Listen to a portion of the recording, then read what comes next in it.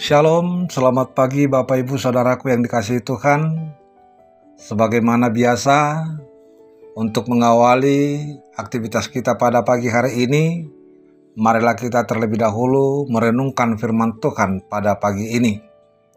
Namun sebelumnya, kita persiapkan diri untuk saat teduh. Saat teduh dimulai.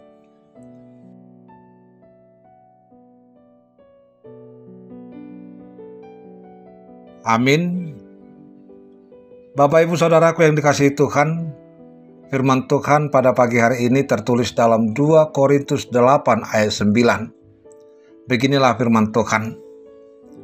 Karena kamu telah mengenal kasih karunia Tuhan kita Yesus Kristus, bahwa Ia yang oleh karena kamu menjadi miskin, sekalipun Ia kaya, supaya kamu menjadi kaya oleh karena kemiskinannya.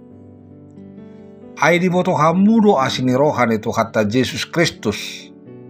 Nama morahian gabi pugus alani hamu. Asa gabi mamora hamu hinor honni pugus nai. Demikian firman Tuhan. Dia menjadi miskin karena kita. Saudaraku yang dikasihi Tuhan, dalam suratnya kepada jemaat di Korintus, Paulus berbicara tentang kemurahan hati dalam memberi. Tapi di tengah pembicaraan itu, ia menyelipkan satu kebenaran mendalam. Kasih karunia Kristus. Ini bukan hanya sekedar contoh memberi, tetapi dasar dan motivasi terdalam mengapa kita memberi, karena Yesus sendiri telah memberikan segalanya. Yesus adalah Allah yang kekal, pemilik segala sesuatu, kaya dalam segala kemuliaan surgawi. Tapi demi kasih-Nya kepada manusia, Ia rela menjadi miskin. Ia turun ke dunia mengambil rupa manusia, hidup tanpa kenyamanan, bahkan mati di kayu salib. Ia memberikan dirinya bukan karena kita pantas, tetapi karena kasih-Nya yang luar biasa. Saudaraku yang dikasihi Tuhan, kemiskinan Yesus adalah pengosongan diri. Menjadi miskin di sini bukan hanya soal materi. Ini adalah gambaran pengosongan diri yang total. Ia meninggalkan tahta kemuliaan, lahir dalam kerendahan, ditolak, dihina, disiksa, hingga akhirnya disalibkan. Ia mengalami keterasingan, kesakitan, dan penderitaan yang seharusnya menjadi bagian kita. Mengapa?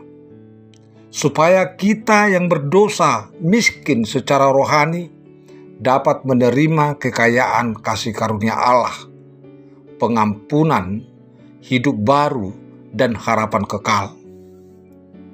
Kemiskinannya menjadi jalan untuk memperkaya kita secara rohani. Saudaraku, kekayaan yang sejati, kekayaan yang dimaksud bukanlah harta duniawi, tetapi kekayaan yang tidak dapat dicuri atau rusak. Hubungan yang dipulihkan dengan Allah, damai sejahtera di hati, sukacita yang melampaui keadaan, dan warisan hidup kekal. Ketika kita menyadari betapa besar harga yang harus dibayar untuk kita, hati kita seharusnya tergerak, bukan hanya untuk bersyukur, tetapi juga untuk hidup dengan penuh kerelaan, kemurahan, dan pengorbanan. Saudaraku yang dikasihi Tuhan, saat kita merenungkan kasih karunia ini, pertanyaannya adalah, apakah aku hidup menghargai pengorbanan Kristus? Apakah aku masih terlalu terikat pada kekayaan, kenyamanan, atau gengsi dunia ini? Apakah aku juga bersedia menjadi miskin, mengorbankan waktu, tenaga, atau materi untuk menjadi berkat bagi orang lain? Saudaraku, kasih sejati selalu menuntun pada tindakan. Jika Yesus telah memberi dirinya bagi kita, maka hidup kita pun seharusnya menjadi cerminan kasih-Nya. Kita dipanggil untuk hidup murah hati, menjadi saksi kasih yang aktif, dan membagikan kekayaan rohani yang telah kita terima. Tuhan memberkati. Amin, kita berdoa. Bapa yang baik, Bapa yang bertahta di dalam sorga, kami puji sembah Engkau Tuhan, oleh karena kasih-Mu yang begitu besar dalam kehidupan kami. Engkau selalu menjaga memelihara kehidupan kami, dari hari yang gelap hingga kepada hari yang baru, hari yang cerah, hari yang penuh dengan sukacita pada pagi hari ini. Kami akan mengawali aktivitas kami untuk melakukan semua pekerjaan kami Tuhan pagi hari ini. Terima kasih Tuhan. Biarlah Tuhan yang selalu menyertai kami, menuntun kami di dalam setiap aktivitas pekerjaan kami, supaya semuanya jadi seturut dengan kehendak Tuhan. Kami berterima kasih juga Tuhan, oleh karena kebaikan-Mu, kasih karunia-Mu yang begitu besar dalam kehidupan kami. Engkau menjadikan kami menjadi orang-orang yang Tuhan pilih. Tuhan jadikan menjadi anak Tuhan. Yang dulunya kami adalah orang-orang yang miskin di dalam rohani, tetapi Engkau memberikan kasih-Mu, menjadikan kami menjadi kaya di dalam rohani.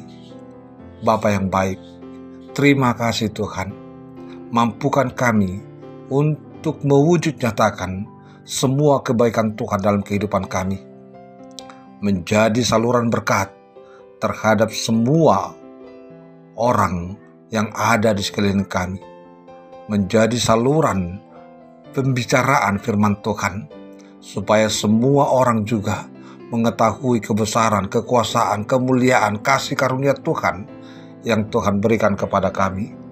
Biar semua orang juga sujud menyembah kepada Tuhan.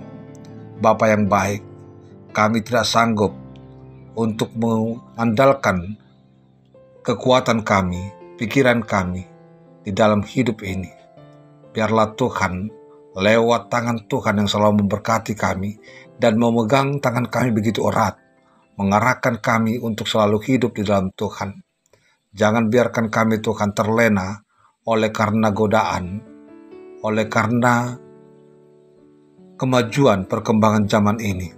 Tapi biarlah kami oleh kasih karunia Tuhan lewat Roh Kudus Tuhan yang selalu menguasai hati, jiwa, dan pikiran kami, supaya kami selalu hidup di dalam kasih Tuhan. Terima kasih Tuhan. Kami serahkan seluruh kehidupan kami, jiwa raga kami, hanya kepada tangan pengasihan Tuhan saja. Di dalam Yesus Kristus kami berdoa dan mengucap syukur. Anugerah dari Tuhan kita Yesus Kristus, kasih karunia dari Allah Bapa, dan persekutuan Roh Kudus kiranya menyertai dan memberkati engkau hari ini sampai selama-lamanya. Amin.